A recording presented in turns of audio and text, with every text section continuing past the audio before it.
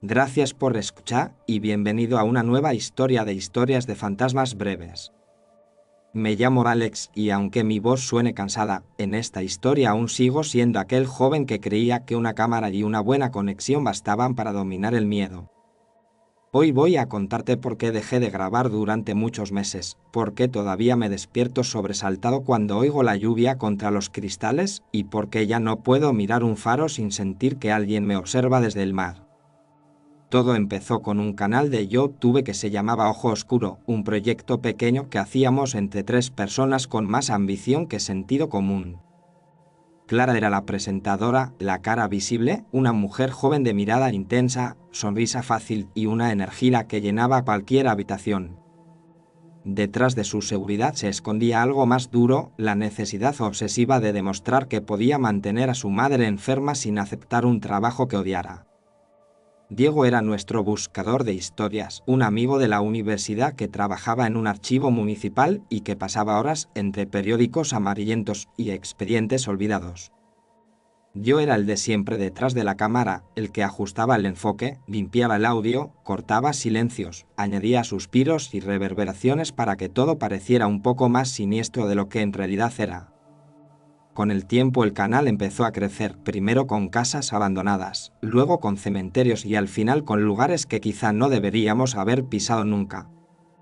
En aquel otoño justo antes del Día de Todos los Santos, el crecimiento se había estancado un poco y Clara no dejaba de mirar las estadísticas del canal como si fueran un termómetro de su vida entera.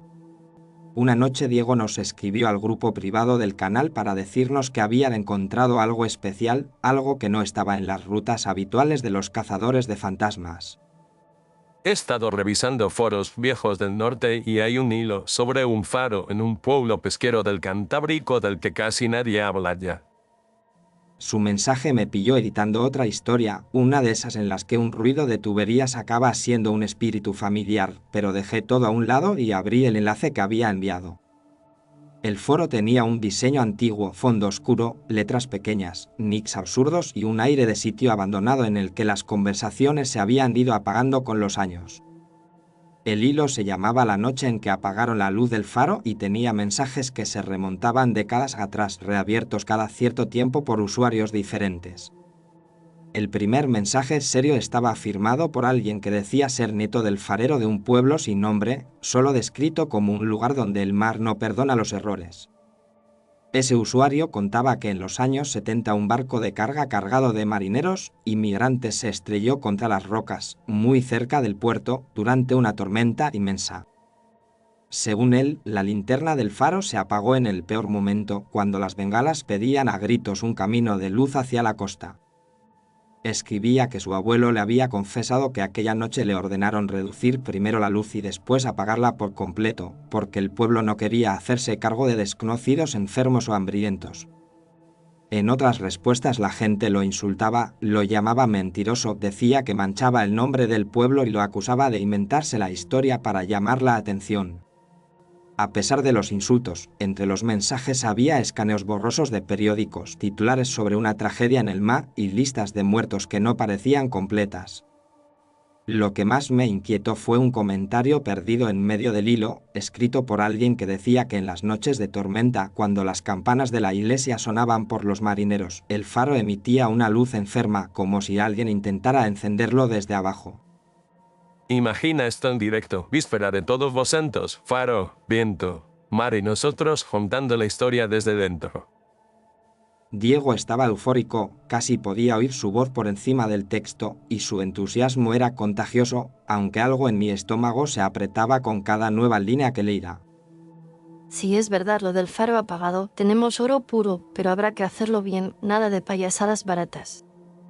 Clara llegó al chat unos minutos después tras salir de uno de sus trabajos temporales y enseguida empezó a imaginar el directo como si ya estuviera montado.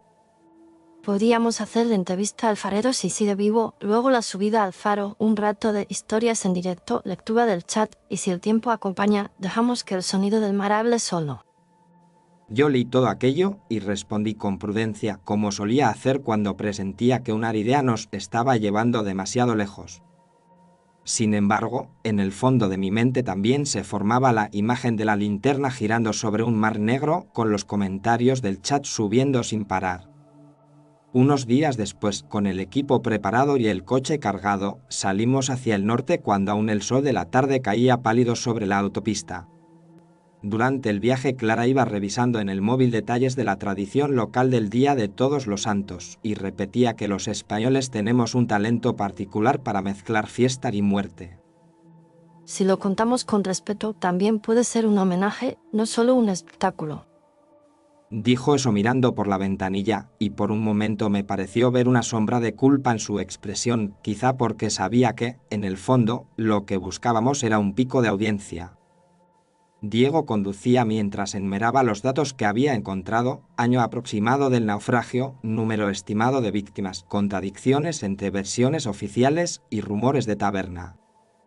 En algunos recortes, hablan de una investigación abierta y cerrada muy rápido, como si a alguien le interesara que todo quedara como un accidente sin culpables. Yo escuchaba, tomaba notas mentales para la narración y trataba de ignorar la sensación de que nos movíamos hacia un lugar que nos esperaba desde hacía tiempo. Llegamos al pueblo con la luz del atardecer extinguiéndose tras unas nubes gruesas, bajas, que parecían aplastar los tejados y el campanario. Era un pueblo pequeño, con casas de piedra, balcones de hierro y ropa tendida que apenas se movía, como si el viento hubiese decidido guardar silencio hasta la noche. En el puerto había algunas barcas amarradas y una hilera de farolas antiguas que se encendían con una luz amarilla, triste, que apenas se reflejaba en la superficie oscura del agua. Se suponía que al día siguiente habría una pequeña procesión hacia el mar, con flores y velas para los muertos, pero aquella tarde la plaza estaba casi vacía. Entramos en un bar cercano al puerto, buscando algo caliente y también alguna conversación que confirmara o desmintiera la historia del foro. El interior del bar olía a café, pescado frito y sidra derramada, y había apenas 4 clientes, todos mirando un televisor donde el parte meteorológico anunciaba una borrasca en la costa norte. El camarero, un hombre de mediana edad con ojeras profundas, se acercó a la barra donde nos habíamos sentado y nos preguntó qué queríamos. Un café para mí, por favor, y algo dulce si tienes. Clara habló con su tono amable, el de presentadora que sabe que cada encuentro es una posible historia, y el hombre asintió sin mucho interés. Yo tomaré un café también, y si tienes alguna tapa de pescado, mejor. Diego pidió sin levantar la vista del móvil, donde revisaba de nuevo los mensajes del foro. Cuando llegó mi turno pedí lo mismo y, mientras el camarero preparaba las tazas, Clara decidió romper el hielo. Estamos de paso, venimos a grabar un vídeo sobre el faro, nos han dicho que es un lugar con mucha historia. El efecto fue inmediato, el camarero dejó de mover la cucharilla, levantó la cabeza y nos miró con una mezcla de curiosidad y recelo. Su silencio se alargó tanto que uno de los clientes giró un poco la silla para observarnos, como si hubiéramos pronunciado una palabra prohibida. Por fin el hombre dejó las tazas sobre la barra y habló con voz baja y ronca. El faro está automatizado y no está abierto al público. No es un lugar para hacer vídeos de entretenimiento. Diego estuvo a punto de replicar, pero Clara levantó una mano con suavidad y sonrió con cierta humildad estudiada. No queremos faltarle el respeto a nadie, solo contar historias, y si hay algo que no debamos mostrar, preferimos saberlo. El camarero suspiró y miró hacia la ventana, desde donde se veía una punta de acantilado y, al fondo, la silueta del faro recortada contra el cielo gris. Si queréis historias, hablad con Manuel, el viejo farero, pero no lo agobiéis. Nos dio una dirección en una calle apartada y añadió unas palabras que me quedaron grabadas con más fuerza que el aroma del café. Hay muertos que agradecen ser recordados, pero otros prefieren que los dejemos en paz. Tomamos nota y terminamos los cafés en silencio, conscientes de que, a partir de ese momento, ya no éramos turistas perdidos, sino intrusos anunciados. La casa de Manuel estaba en una zona tranquila, con un pequeño jardín descuidado y una puerta de madera que había visto demasiados inviernos. Subimos los escalones sin saber muy bien qué decir cuando se abriera la puerta y al final fue Clara la que tocó el timbre con decisión. Tardó en abrirse, tanto que empecé a imaginar la escena ridícula de tener que marcharnos, pero al fin la puerta cedió y apareció un hombre muy mayor, delgado, con la piel arrugada y los ojos hundidos. Ya es tarde para visitas, y más si venís con aparatos. Su mirada se clavó en la cámara que yo llevaba colgada al cuello y por un momento sentí que me juzgaba a mí personalmente, no al equipo entero. Lo siento, de verdad, nos han dicho que usted conoce bien la historia del faro y no queremos usar su nombre ni su rostro si no lo desea. La voz de Clara se hizo más suave, más respetuosa, y ese matiz pareció ablandar un poco la postura del anciano. No quiero salir en ninguna pantalla, pero si lo que queréis es escuchar, podéis pasar unos minutos. Entramos en la casa y el olor a madera vieja y medicinas me hizo pensar en mi propio abuelo, aunque el de Clara ya había muerto hacía tiempo. Nos sentamos en una mesa pequeña y yo dejé la cámara en un trípode apuntando hacia la pared, para que solo se escuchara la voz de Manuel, no se viera su rostro. Le expliqué que grabaríamos únicamente el audio de su testimonio y que, si en algún momento quería que paráramos, lo haríamos sin discutir. El faro no es una atracción turística, es una promesa, y cuando se rompe una promesa así, no se arregla con flores ni con procesiones. Así empezó su relato, con una frase que me erizó la piel y que Clara escuchaba inclinada hacia adelante, como si cada palabra fuera un secreto ofrecido solo para ella. La noche del naufragio el viento soplaba tan fuerte que la lluvia no caía, volaba de lado, y el mar rugía como un animal al que hubieran herido durante años. Aunque yo sabía que no debía, cerré un instante los ojos y dejé que la voz del anciano me llenara la mente de imágenes de agua negra y luces rojas perdiéndose entre las olas. Desde el ayuntamiento llamaron para decir que redujera la rotación de la luz para que pareciera averiada, con el argumento de que el barco podría chocar con otros si entraba al puerto en plena tormenta, y yo obedecí, aunque ya entonces sentí que no estaba bien. Más tarde subieron al faro algunos hombres del pueblo, hombres que todavía se pasean por ahí como si nada, y me exigieron que apagara la luz del todo. No querían enfermos, ni hambrientos, ni problemas, querían que el mar se tragara el barco y se llevara también la responsabilidad. Su voz tembló, no por la edad, sino por la memoria, y en la mesa sus manos buscaban algo invisible que apretar, quizá la palanca que había accionado aquella noche. Cuando las bengalas desaparecieron y solo quedó la oscuridad, oímos gritos allá abajo, en las rocas, y más tarde trajeron a algunos supervivientes a la cámara de abajo, donde antes se guardaban los cuerpos. Decían que era por seguridad, que los tenían que vigilar hasta que llegara la mañana y el médico, pero la puerta nunca volvió a abrirse mientras yo estuve de turno. Yo oía golpes, llantos, voces en un castellano roto y en otras lenguas, y nadie quiso escuchar cuando lo conté. Al amanecer, el silencio era tan espeso que ni las olas se atrevían a romperlo, y desde entonces supe que el faro ya no era un lugar de guía, sino una deuda pendiente. Cuando le pedimos detalles sobre lo que pasó en la cámara, sus ojos se llenaron de una mezcla de miedo y vergüenza. Solo os diré una cosa, si volvéis a apagar la luz, no irán a por los que ya están muertos, vendrán a buscaros a vosotros. Guardamos unos segundos de silencio después de esa frase, como si la habitación misma necesitara recuperar el aire. Yo miré a Clara y vi que estaba impresionada, pero también que una parte de ella calculaba el impacto de esas palabras en un título y una miniatura atractiva.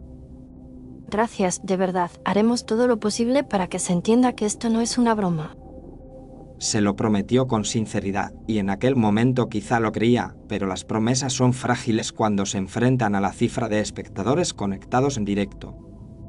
Al salir de la casa de Manuel la tarde ya había caído casi por completo, y las nubes se habían cerrado sobre el pueblo como una tapa de hierro. El sonido de las campanas de la iglesia anunciando una misa por los difuntos llegaba amortiguado, mezclado con el murmullo de las olas contra el espigón. Nos miramos los tres en la calle y Clara fue la primera en romper el silencio. Si no hacemos esto nosotros, lo hará otro, y seguramente con menos respeto, así que más nos vale hacerlo bien. Diego asintió con un brillo casi febril en los ojos, el brillo de quien cree haber encontrado por fin la historia que lo sacará de la mediocridad. Podemos plantearlo como una especie de homenaje, contar la verdad que nunca se quiso escribir y dejar que la gente juzgue. Yo respondí con un gesto ambiguo, un encogimiento de hombros que no era un sí ni un no, pero que ellos interpretaron como un consentimiento. El camino hacia el faro empezaba cerca del puerto y ascendía serpenteando por el acantilado, entre matorrales que se agitaban apenas con el viento que anunciaba tormenta. Subimos cargando con mochilas, trípodes, cables y un pequeño router portátil, mientras la luz de las farolas quedaba atrás y solo la silueta del faro se alzaba como un dedo señalando un cielo sin estrellas. Cada paso sobre la grava húmeda sonaba más fuerte de lo normal en mis oídos, como si la tierra quisiera memorizar nuestra llegada. Cuando llegamos a la base del faro respiré hondo, intentando dominar el nudo que tenía en la garganta desde que había escuchado la palabra promesa en boca de Manuel. La puerta metálica estaba cerrada con un candado oxidado, pero Diego parecía haber previsto ese detalle y sacó del bolsillo una llave vieja que había conseguido sin confesarnos cómo. Tuve acceso a algunos objetos antiguos del faro hace tiempo. Esta llave estaba entre ellos, no preguntes más. Evitó mi mirada y, con un giro seco, abrió el candado dejando que la puerta se abriera con un chirrido largo y desagradable. Dentro olía a sal, humedad y algo más, una mezcla de aceite viejo y metal que se pegaba a la garganta. Encendimos linternas, colocamos la cámara principal en el nivel intermedio, orientada hacia la escalera y hacia Clara, que sería el centro del directo. Monté el trípode con manos más torpes de lo habitual y al conectar el micrófono principal me di cuenta de que el zumbido del mecanismo automático de la linterna sonaba como una respiración lejana. Clara se colocó el micro de solapa y respiró hondo varias veces para controlar la voz, mientras Diego configuraba el portátil y comprobaba la señal del router. Cuando quieras, dame la señal, estoy lista, y si me ves demasiado nerviosa, me haces una seña. Le dije que se veía perfecta, aunque en sus ojos había una chispa de duda que raramente dejaba ver ante la cámara. Diego levantó el pulgar indicando que todo estaba preparado. El contador de la plataforma marcaba ya varios cientos de personas esperando el directo. Yo pulsé el botón de grabar en la cámara principal y luego activé también la grabadora de sonido portátil por costumbre, sin saber lo importante que sería más tarde ese detalle. La emisión comenzó con el saludo de Clara, que se transformó de inmediato en la presentadora segura y magnética que nuestros seguidores conocían. Buenas noches a todos, bienvenidos a un nuevo directo de Ojo Oscuro. Hoy estamos en un lugar de la costa norte donde el mar guarda una historia que el tiempo ha intentado enterrar. Su voz resonó por el interior del faro y, al mismo tiempo, a través de miles de dispositivos en casas cálidas, habitaciones oscuras y auriculares compartidos.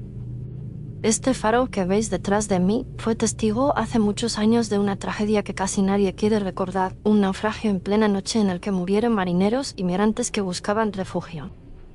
Mientras hablaba yo iba moviendo la cámara para capturar la linterna girando lentamente, el metal de la barandilla y el mar oscuro más allá de las pequeñas ventanas. Hemos hablado con alguien que estuvo aquí aquella noche, alguien que nos pidió no mostrar su rostro, pero cuyas palabras escucharéis más tarde, y creemos que esta emisión no es solo entretenimiento, es una forma de devolverles un poco de luz a los que la perdieron. Los comentarios empezaron a aparecer en la pantalla del portátil, una cascada de mensajes que Diego leía con una sonrisa tensa. La gente dice que se oye el viento muy bien, que la atmósfera es increíble. Y algunos ya preguntan si vamos a bajar al sótano del faro. Clara miró a la cámara con un gesto que combinaba complicidad y advertencia. Tranquilos, iremos poco a poco. Primero vamos a contar bien la historia y luego veremos hasta dónde nos dejan llegar las paredes de este sitio.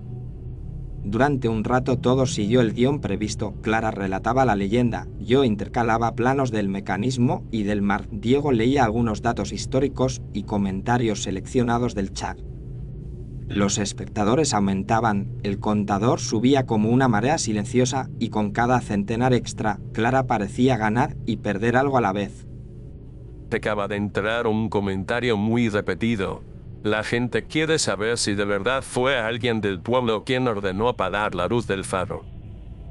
Clara dudó, porque eso tocaba directamente las palabras de Manuel, pero al final decidió entrar en el terreno delicado. Según el testimonio que hemos escuchado, hubo presiones desde el pueblo para reducir la luz y luego apagarla por miedo, por egoísmo, por simple cobardía, y esa decisión cambió muchas vidas para siempre. Los comentarios se dividieron entre quienes se indignaban por la injusticia y quienes decían que esas historias son siempre exageraciones, que nadie puede saber la verdad. En medio de esa discusión virtual apareció un nuevo tipo de mensaje, uno que se repetiría cada vez más.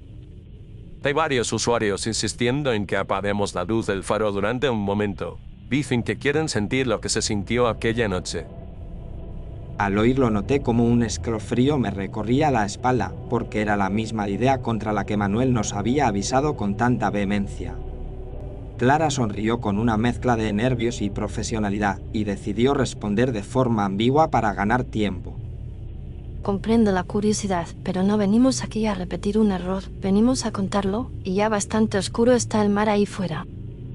Sin embargo, los mensajes no se frenaron, al contrario, aumentaron en número y en insistencia, mezclándolos con donaciones, retos y bromas pesadas.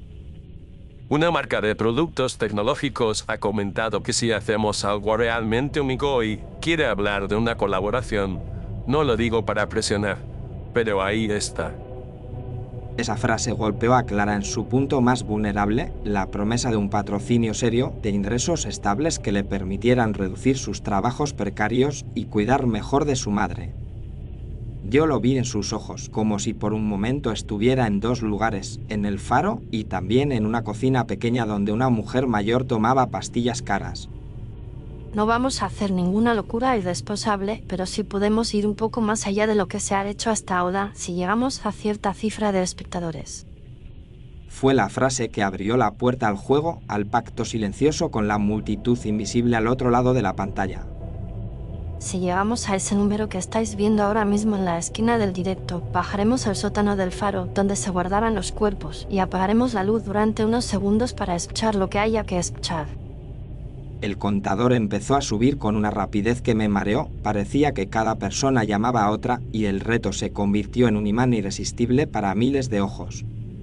Yo pensé en insistir, en decir en voz alta que no estaba de acuerdo, pero me encontré con la garganta seca y el miedo a convertirnos en el canal que niega lo que promete fue más fuerte que mi prudencia. Diego se inclinó hacia Clara y habló en voz baja, pero yo lo oí claramente. Si no lo hacemos, nos acusarán de cobardes y de engañar al público, y todo este montaje no habrá servido de nada. Ella apretó los labios y asintió, como quien se ata él mismo a un timón en medio de una tormenta. El momento llegó, la cifra pactada brilló en rojo en la esquina de la pantalla y el chat se llenó de mensajes celebrando el reto cumplido. Muy bien, lo prometido es deuda. Vamos a bajar al sótano del faro y luego, si el sistema nos lo permite, apagaremos la luz durante un instante, no más. Tomé la cámara secundaria, una más ligera, y seguí a Clara y a Diego por la escalera metálica, mientras la luz de nuestras linternas dibujaba sombras alargadas en las paredes húmedas. El aire se volvía más frío a cada escalón, y un olor raro, mezcla de sal y algo rancio, se hacía más intenso. Llegamos a un rellano donde una puerta metálica, casi oculta, se adivinaba detrás de unos viejos carteles de mantenimiento. Sobre el marco de la puerta, pegada con cinta, había una pequeña cruz de plástico, sucia y medio despegada, como una protección improvisada que llevaba tiempo resistiendo. La puerta estaba cerrada con una cadena, pero el metal estaba corroído por el salitre y Diego no tardó en encontrar el punto donde podía forzarla con una herramienta que había traído en su mochila. Esta debe de ser la cámara de la que hablaba Manuel. No creo que nos guste lo que vamos a encontrar, pero ya estamos aquí. Antes de que hiciera nada, Clara alzó la mano y miró al objetivo de la cámara. Vamos a entrar en un lugar que no se abre desde hace mucho tiempo. Si en algún momento sentimos que estamos cruzando una línea, pararemos. Eso también es una promesa. Lo dijo, y al oír la palabra promesa de sus labios, sentí que algo invisible en el aire se tensaba. Diego rompió la cadena con un crujido metálico que resonó por toda la base del faro y la puerta se abrió dejando escapar un soplo de aire húmedo y frío. Encendimos las linternas y entramos, yo detrás, enfocando la estancia que se abría ante nosotros. Dentro había estanterías oxidadas, restos de cajas, un montón de chalecos salvavidas tirados en un rincón, manchados y deshilachados, como pieles abandonadas. Sobre una mesa de metal descansaba un reloj de bolsillo detenido y una fotografía en blanco y negro enmarcada de forma simple. Me acerqué a la fotografía y enfoqué para que el chat pudiera verla con claridad, aunque sabía que muchos la estarían observando en pantallas demasiado pequeñas. En la imagen había marineros y familias, hombres y mujeres, algunos niños, todos sonriendo, con un barco a sus espaldas y el faro al fondo, bajo un cielo limpio que contrastaba con el de aquella noche. Al observarla con más atención, vi algo en un extremo de la foto, una figura borrosa que no estaba bien definida, pero que tenía algo inquietantemente familiar. Parece él, no, parece mucho más joven, pero juraría que es Manuel. Diego susurró eso y de repente la cámara pareció perder el foco por un segundo, como si algo hubiera pasado entre la lente y la imagen. Mientras tanto el chat, según me contaría luego Diego, empezó a llenarse de mensajes extraños, gente que decía ver caras donde nosotros solo veíamos sombras. Yo estaba demasiado concentrado en los objetos reales como para imaginar entonces que, en algunas pantallas, ya se estaban filtrando otras presencias. Diego tomó el reloj de bolsillo y cuando sus dedos tocaron el metal, ambos escuchamos un pequeño chasquido dentro del mecanismo como si un muelle tensado durante años se hubiera relajado en un suspiro. Miré la hora detenida y reconocí los números que había leído en los recortes de prensa, la hora aproximada del impacto del barco contra las rocas. Sentí un mareo leve, no físico, sino como si el tiempo en la habitación hubiera cambiado de ritmo, adelantándose o retrasándose respecto al resto del mundo.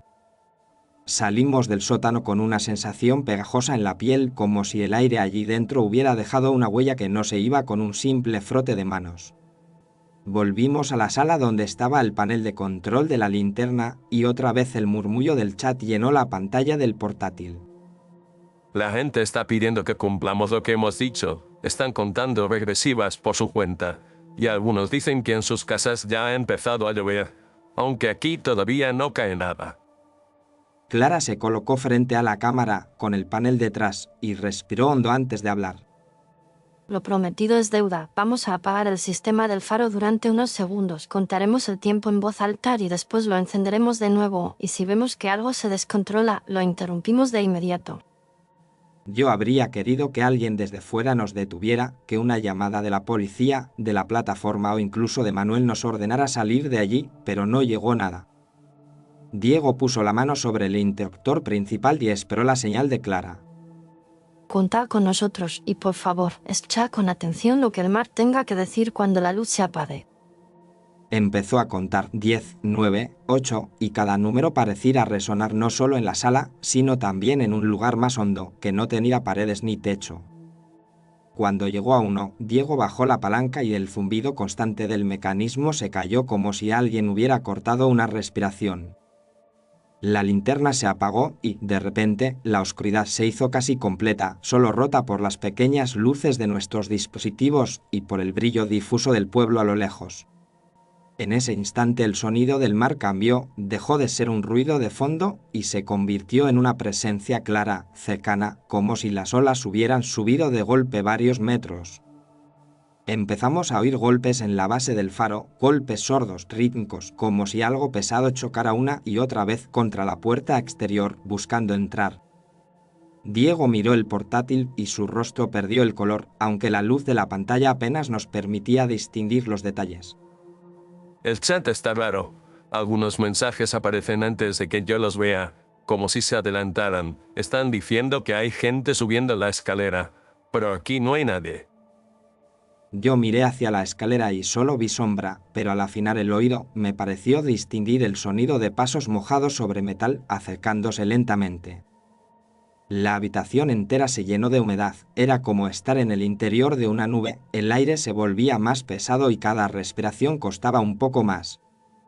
Sobre el cristal de una de las pequeñas ventanas vi deslizarse algo, una especie de mancha oscura que no podía ser lluvia, porque aún no llovía. Clara apretó los puños a ambos lados del cuerpo y por un momento dudé si iba a romper el silencio con un chiste nervioso o con un grito. Escuchad ese sonido, no son solo las olas, hay algo golpeando ahí abajo, no sé si quiere entrar o salir, pero está llamando. Su voz tembló solo en la última palabra y sé que miles de personas al otro lado de la pantalla lo notaron. Diego intentó reactivar el sistema, pero los mandos no respondían, la linterna hacía amago de encenderse y se apagaba de nuevo como si algo la mantuviera hundida. Esto no tiene lógica, hay energía, pero la linterna no pasa del parpadeo, como si alguien la estuviera sujetando. Yo miraba alternando entre el panel, la escalera y la puerta exterior, y en cada lugar veía solo la ausencia de lo que debería estar, luz, silencio o vacío. De pronto la puerta del faro, que habíamos cerrado, se abrió con un golpe seco, empujada por un viento que no venía del exterior, sino del interior de la noche. El aire que entró estaba helado y traía consigo un olor a algas podridas, sal y algo metálico como sangre antigua. Desde la abertura empezó a subir una corriente de sonido, no eran voces claras, pero tampoco era ruido, era un murmullo que parecía pronunciar palabras en varias lenguas, una y otra vez. En el portátil el chat se llenó de mensajes idénticos, repetidos con ligeras variaciones, todos diciendo en esencia lo mismo. Están escribiendo que no cerremos la puerta, que dejemos que entren, que la luz no es nuestra, que la devolvamos. Yo me acerqué a la cámara y durante un segundo vi algo en la pantalla de control, una figura detrás de Clara que no había estado allí antes, tan cerca que casi podía haberle susurrado al oído. Parpadeé y desapareció, o al menos eso quise creer, porque si hubiera seguido allí, no sé si habría tenido fuerzas para seguir grabando. Clara estaba pálida, el maquillaje corrido por la humedad, y había perdido el tono de presentadora segura, hablando ahora con el miedo desnudo. Vamos a encender la luz, esto ya ha ido demasiado lejos, no hace falta demostrar nada más, habéis oído lo suficiente. Diego volvió a intentarlo, pero el panel emitió un chasquido y se quedó muerto, sin siquiera un parpadeo de los indicadores. No responde, es como si alguien hubiera desconectado algo que no está aquí dentro, sino más abajo, o más arriba, no sé. En aquel momento tomé una decisión instintiva, con la mano derecha detuve la emisión en la interfaz del portátil cortando el directo para que, al menos, la multitud de ojos dejara de participar en lo que fuera que estaba ocurriendo. El silencio que vino después fue extraño, porque en realidad seguían ahí el mar, los golpes lejanos y el murmullo del viento, pero la ausencia del chat, de los iconos y de la cifra de espectadores creó un vacío distinto. A partir de ese instante ya no hay pruebas visuales de lo que voy a contarte, solo la grabación de audio de mi dispositivo y mi memoria, que tal vez no sea tan de fiar como me gustaría. Vi a Clara girarse hacia la puerta abierta, como si alguien la llamara por su nombre desde el exterior, y empezó a caminar hacia allí con pasos lentos, casi sonámbulos. Cada huella que dejaba en el suelo parecía húmeda, brillante, como si sus zapatos estuvieran empapados, aunque no había llovido aún. La seguimos, Diego y yo, hasta la salida, mientras el viento nos golpeaba y el sonido del mar se hacía tan fuerte que costaba distinguir nuestras propias voces.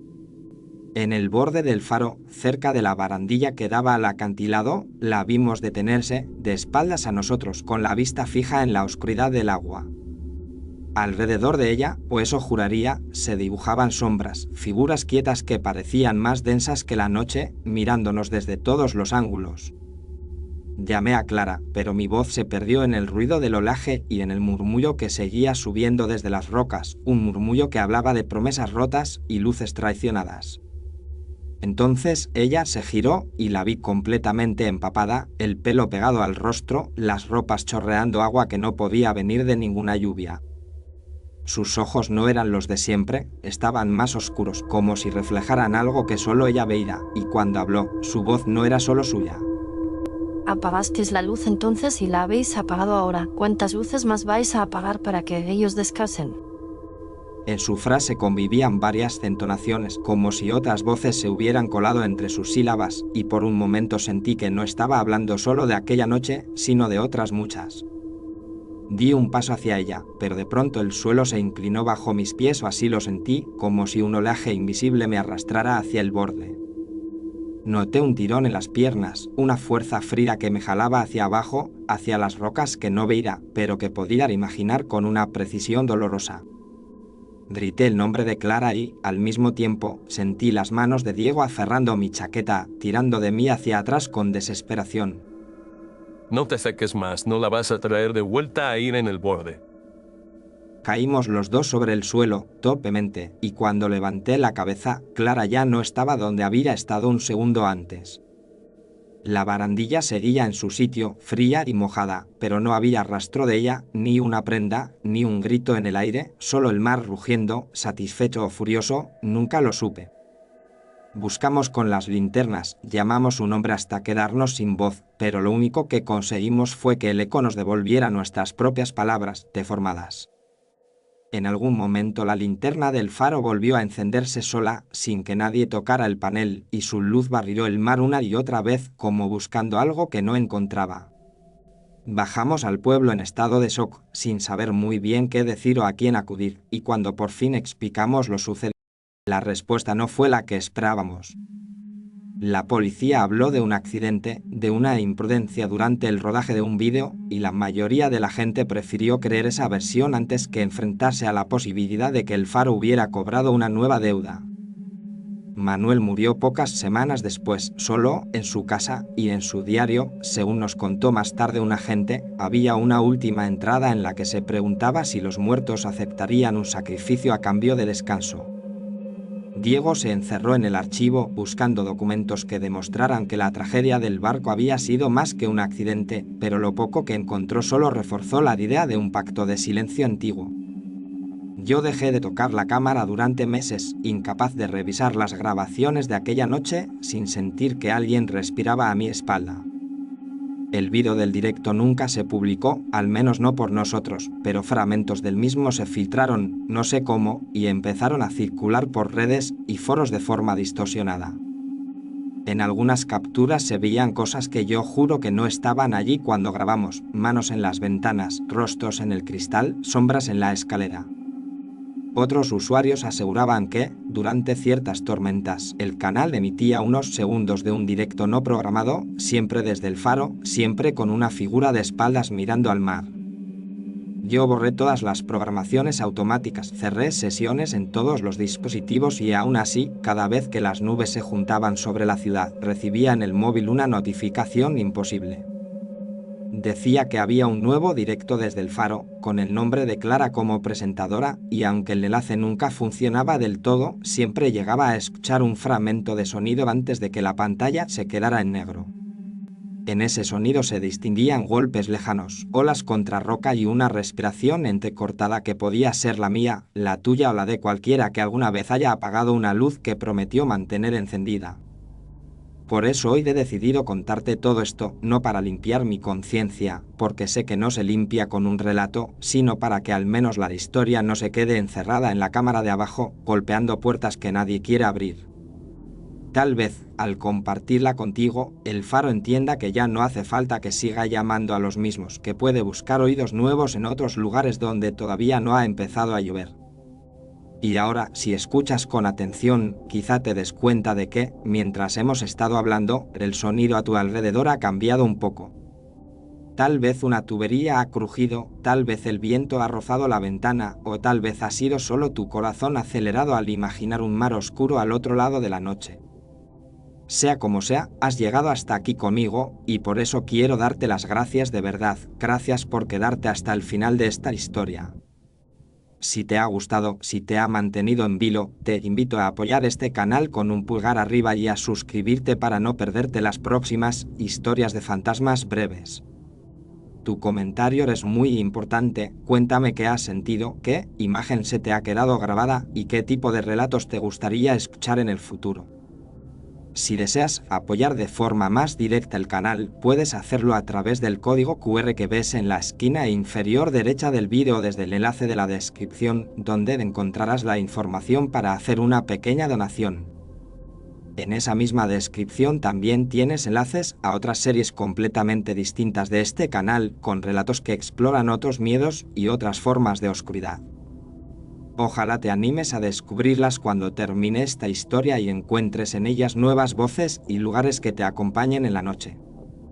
Me despido por ahora, cuida de tus luces, no apagues las que has prometido mantener encendidas y nos escuchamos en la próxima historia de Historias de Fantasmas Breves.